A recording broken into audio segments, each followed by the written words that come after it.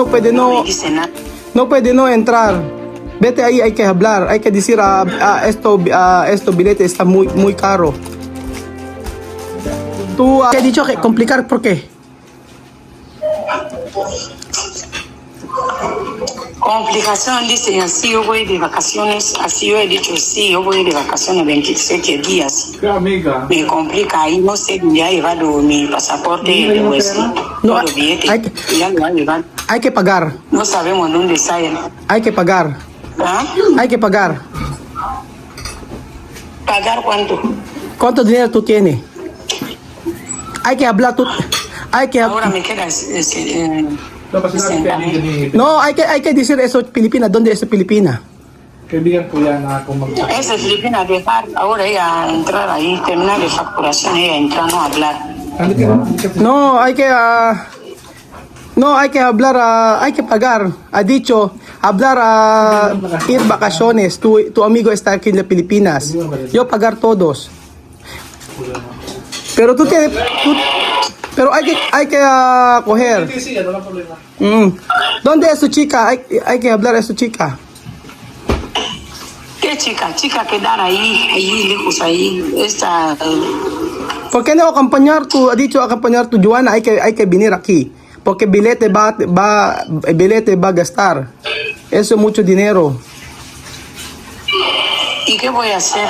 No, Ella te va- ella te hay que hablar, por favor. Hay que decir, por favor, tú ir a vacaciones Pilipinas. Tú tienes billete todos. No. Hay que hablar con ella. Hay que coger a tu pasaporte. ¿Por qué no puede pasar? No sé, ¿dónde ese chico ya ha ido? No sé. Hay que hablar, Joana.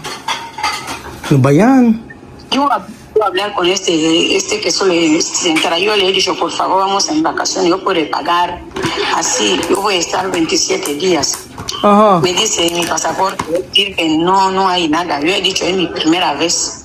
Yo solo de vacaciones y hasta Ajá, sí. 27 días. Yo Sí. No puede no me dice nada. no puede no entrar. Vete ahí, hay que hablar, hay que decir esto billete está muy caro. Tú hay que decir tu jefe está aquí, yo mismo, yo puedo hablar.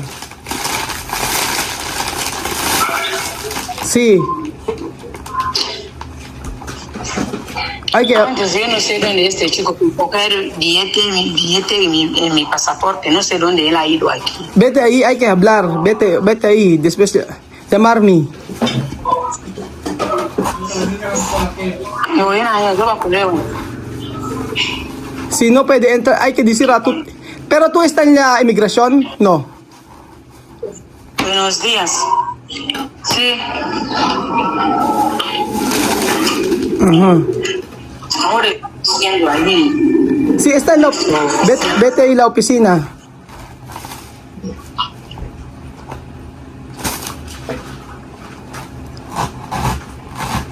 Kailangan... Sumiyo.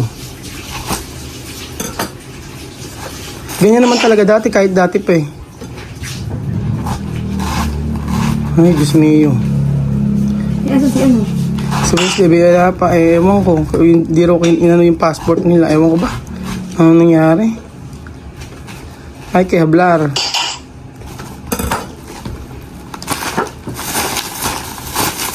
Ba't hindi sinamahanib, Beng? Ano? Oo nga. Di ba Diba, o kaya nga sinabahanib, Beng eh. Asan ba si Beng? Asan ba si Beng? Ba't di hata si...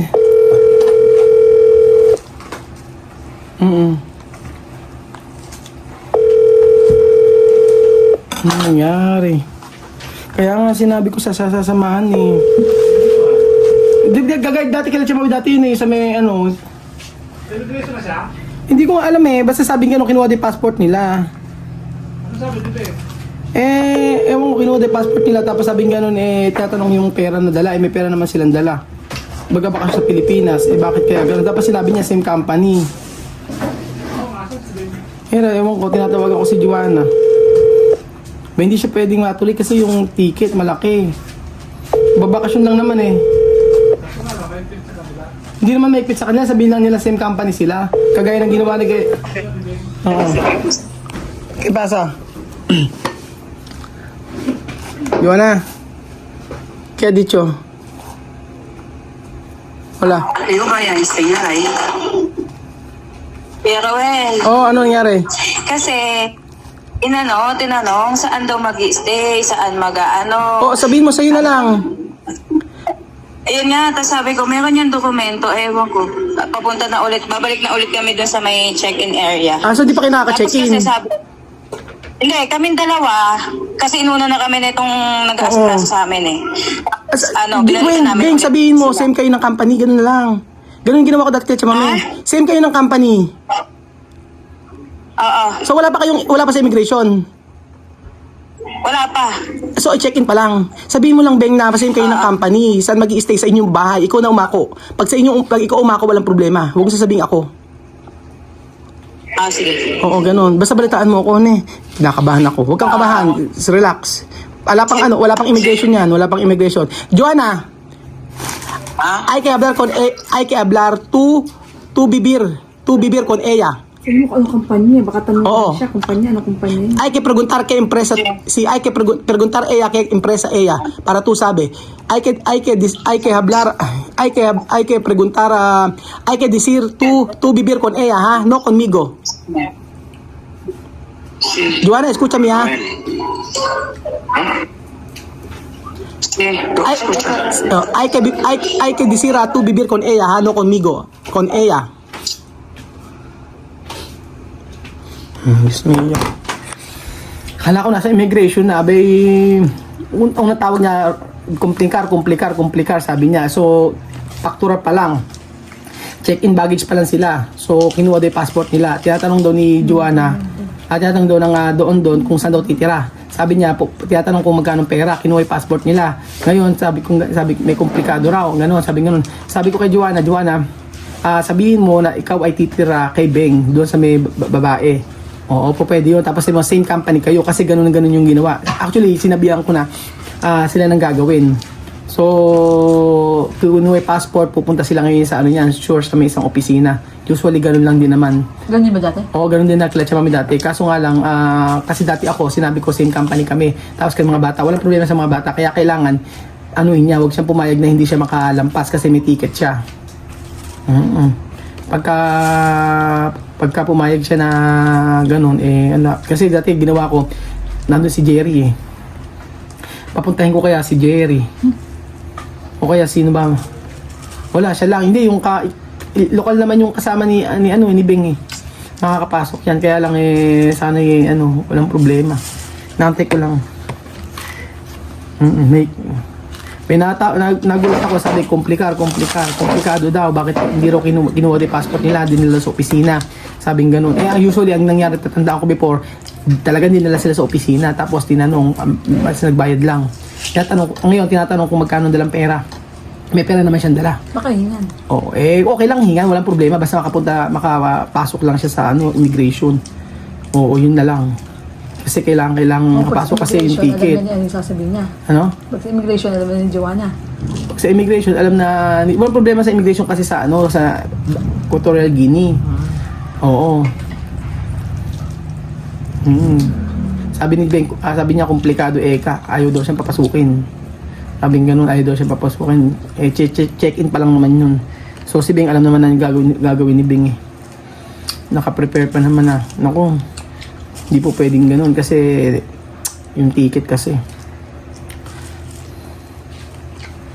Antay lang natin yung yung sasabihin ni Beng, tatawag ulit mamaya. Nakakabahan ako eh. Kasi kinakabahan ako kanina. Pero kanina masaya nung katawagan ko sila. Tapos ngayon na nasa Malabo na po sila sa may international airport.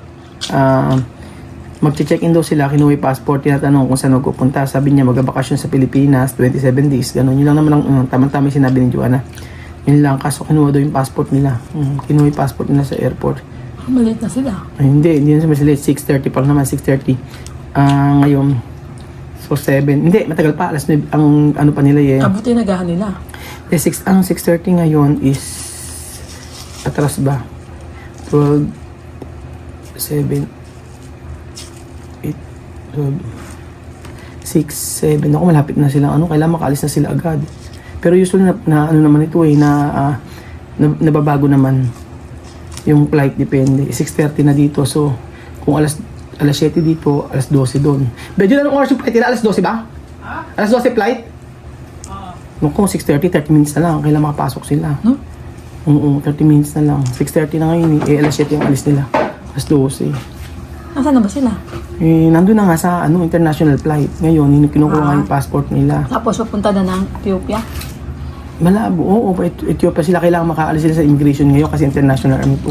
Ewan ko tatawag si Joanna, ang tank mo lang.